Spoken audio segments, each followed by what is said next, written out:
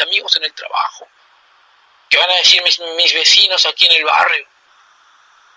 Sin embargo, hermanos, lejos de ser algo vergonzoso, hermanos, es una gran bendición buscar al Señor. Qué diferentes serían nuestras familias y qué diferentes serían nuestras iglesias si tuviéramos personas como Jairo, que en situaciones difíciles, que en situaciones duras, no tengan vergüenza de buscar al Señor. Hermano, mire, hoy en día, hermano, una gran cantidad de gente que hermanos, que no viene al Señor, y no es porque no haya necesidad, pero hay gente, hermanos, que en su necesidad prefiere mil veces buscar el alcohol, las drogas, prefiere buscar el consejo mundano de un amigo incrédulo, prefieren buscar experiencias, hermanos, que no van a beneficiar en nada la situación que está atravesando. Pero muy pocas personas realmente saben qué hacer con su necesidad, buscan al Señor, muy pocos. Jairo es un ejemplo de ellos. Él va al Señor porque tenía las prioridades correctas, pero también, hermanos, porque no se avergonzó de buscar a Jesús. Hermano, cuando esté pasando por situaciones difíciles, no deje de leer la Biblia, al contrario, lea la Biblia. Cuando esté pasando por alguna aflicción, por alguna necesidad, no deje de ir de congregar, al contrario, congregue mucho más todavía. Pero la tercera y última cosa, hermanos, mire por favor también, algo interesante ocurre aquí en la historia. Nos quedamos en que pues Jairo busca a Jesús, le invita a ir a la casa porque tiene una hija de 12 años que se estaba muriendo. Jesús acepta, pero en el verso 43 ocurre algo mientras que Jesús está yendo con Jairo a su casa. La palabra de Dios dice ahí en Lucas 8, verso 43, pero una mujer que padecía de flujo de sangre desde hacía 12 años y que había gastado en médicos todo cuanto tenía y por ninguno había podido ser curada, se le acercó por detrás y le tocó el borde de su manto y al instante se detuvo el flujo de su sangre. Entonces Jesús dijo, ¿quién me ha tocado? Y negando todos, dijo Pedro y los que estaban con él, Maestro, la multitud te aprieta y oprime y dices, ¿quién es el que te ha tocado? Pero Jesús dijo, alguien me ha tocado porque yo he conocido que ha salido poder de mí.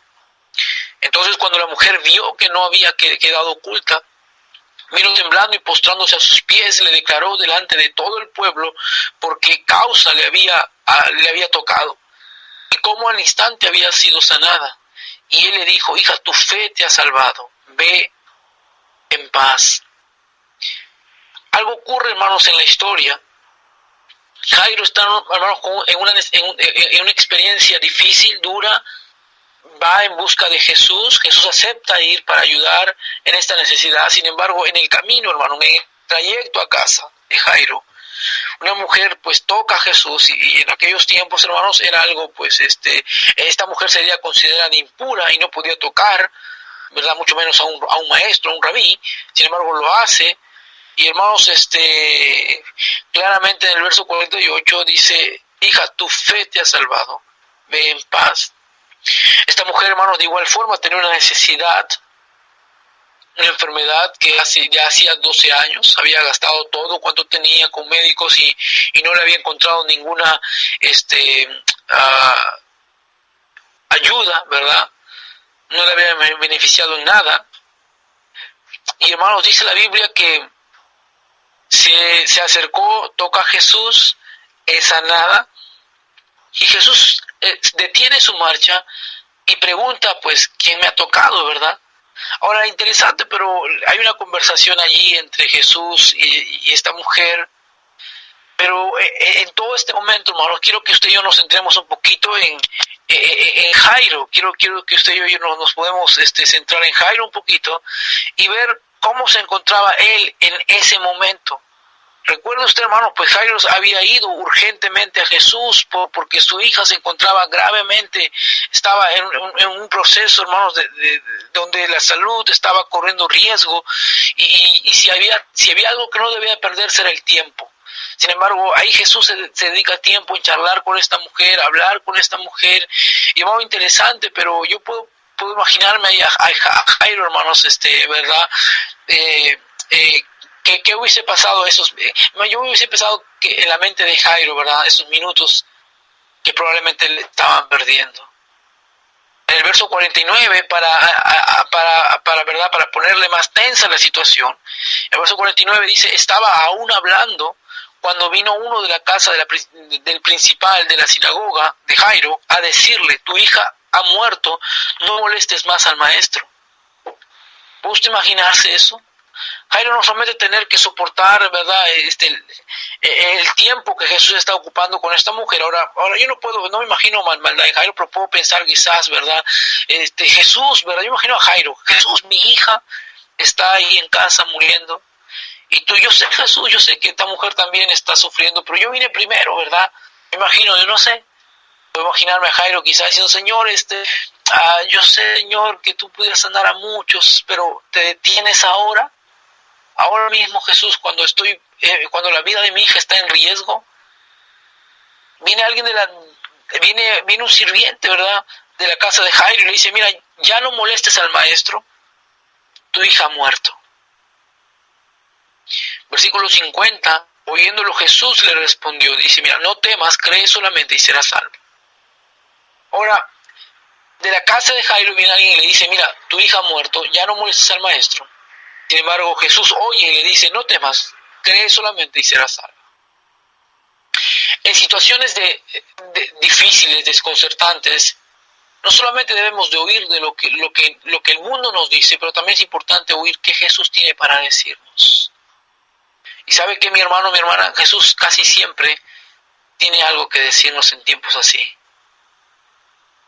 Por eso, hermano, no debemos de dejar de leer la Biblia, no debemos de dejar de orar, no debemos de dejar de congregar, maneras como Dios usa para hablarnos a nosotros.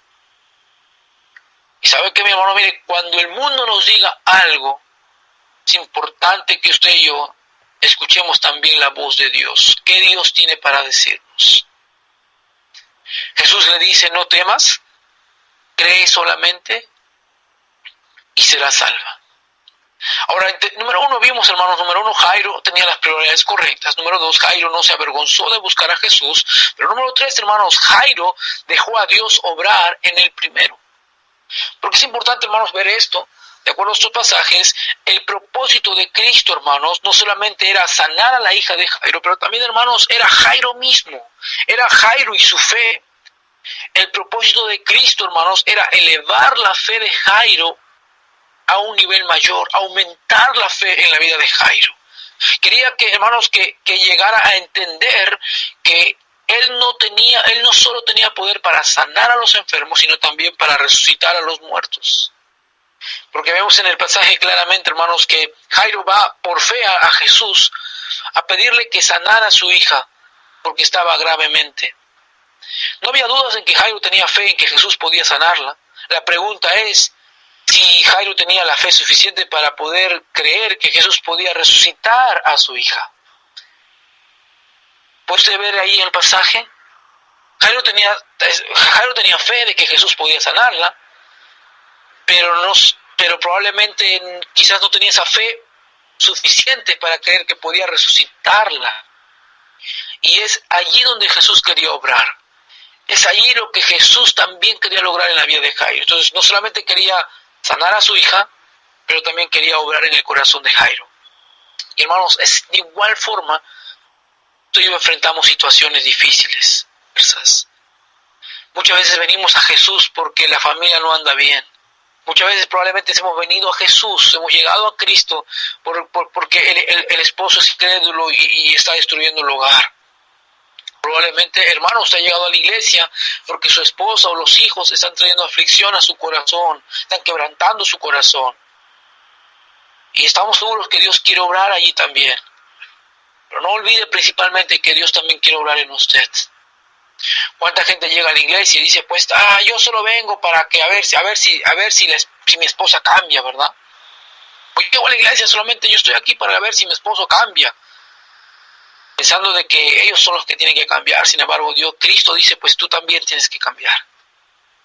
Y no importa las circunstancias por las cuales lleguemos a Dios, pero debemos entender claramente que también nosotros, cada uno, necesitamos de Dios. Y hermano, el propósito de Dios para Jairo era aumentar su fe también. Oh Jairo, ¿tú crees que yo puedo sanar a tu hija? Sí, Señor, yo creo que sí puedo hacerlo. Y Jairo, ¿tú crees que yo puedo resucitarla? Probablemente, hermanos, porque claramente vemos ahí en el pasaje, pareciera ser, hermanos, que la fe de Jairo estaba en juego al momento de escuchar esas palabras del sirviente que dice, ya ha muerto, ya no hay más que hacer, ya murió. Probablemente Jesús vio en los ojos de Jairo y en lo más íntimo de Jairo la tristeza. Probablemente, yo no sé, hermanos, la razón por la cual en el verso 50 le dice, no temas, cree solamente serás salvo. Versículo 51 dice, entrando en la casa no dejó entrar a nadie, sino a Pedro, a Jacobo, a Juan y al padre y a la madre de la niña. Y lloraban todos y hacían lamentación por ella, pero él dijo, no lloréis, no está muerta, sino que duerme.